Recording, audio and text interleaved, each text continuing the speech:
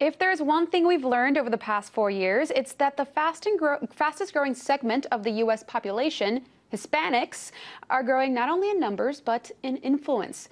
For his part, the president has tried hard to rid his administration of a certain reputation, attempting to transition from the deportation president to the man who paved the way towards citizenship for young undocumented immigrants through an executive order passed earlier this year.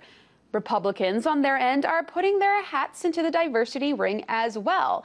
By just looking at the Republican National Convention from last week, you'll see an interesting trend.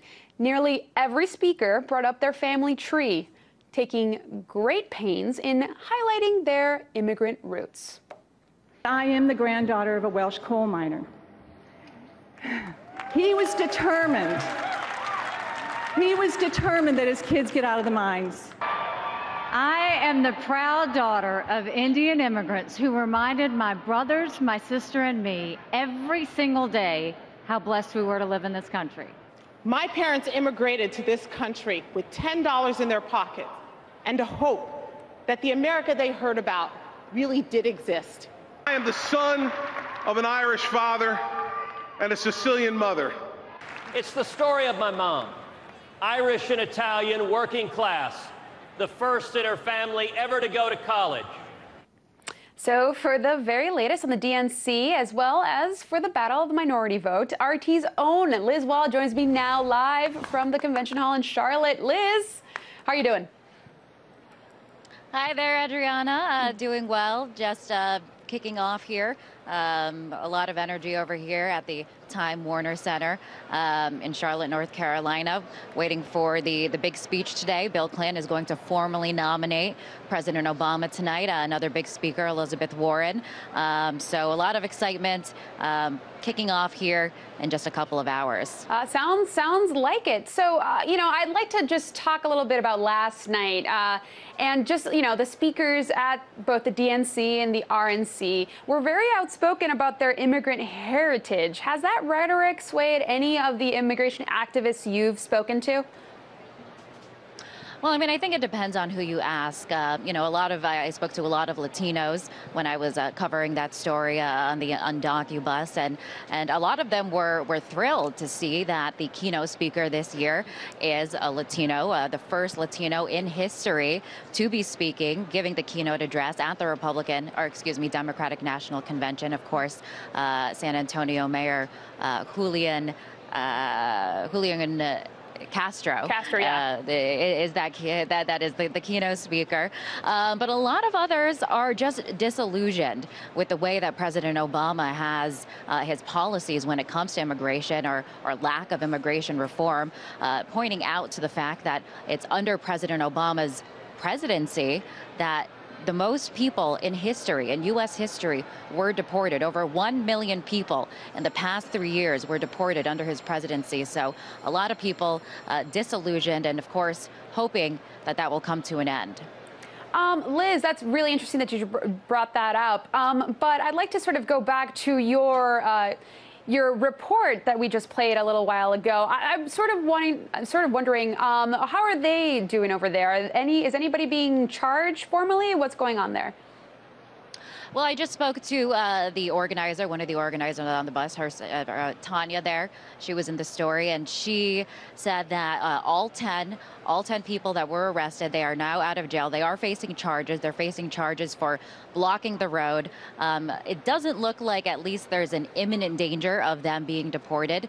They're not facing any charges in relation to immigration. They have a court date coming up in December, so they're remaining hopeful that that it'll work in their favor and they won't actually get deported. Of course, a risk that they took, basically advertising the fact that they were undocumented and peacefully protesting outside of the Democratic National Convention, hoping to catch the attention of government officials and ultimately of President Obama.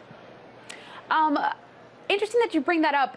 Liz, so what about protests in general at the DNC? Can you talk about a little bit about that?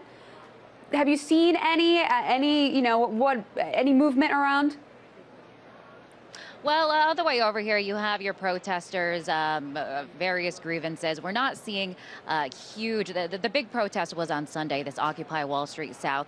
We saw 1,500 people come out to the streets of Charlotte protesting many of the same grievances that we saw at Occupy Wall Street in Zuccotti Park and those protests that swept across the country. As far as other protests, we're seeing signs and people protesting everything from immigration to abortion to religion and politics, and you see signs, all kinds of signs protesting various things. But in terms of a large-scale protest, I think that big event was Sunday. So for the most part, protests that they haven't been, they've kind of been anticlimactic, nothing huge underway that I've seen, at least in the past couple of days. Interesting. So, last night, Democrats were pretty much on message, if you will. I'd like to play, you talked about Julian Castro at the keynote last night. I'd like to play some sound that we have of him. My grandmother never owned a house. She cleaned other people's houses so she could afford to rent her own. But she saw her daughter become the first in her family to graduate from college. And my mother fought hard for civil rights, so that instead of a mop, I could hold this microphone. Really powerful. I know there were raves about that, about Michelle Obama's speech. What have the reactions been on the floor there? I know what the reactions were when I saw it, but what have you seen? Well, I think in regards to that clip that you just played of Mayor Castro, I think that is something that the campaign, the Obama campaign, what they're trying to do is separate themselves from Mitt Romney and kind of paint him as somebody that is kind of out of touch with reality, out of touch with the struggles of everyday Americans, and that it's the Democrats that do understand the struggle and are able to relate more to immigrants, to the middle class, and painting them in a light that they are. It's the Democratic Party that is able to connect to the common folk, something that they say Mitt Romney is just unable to do.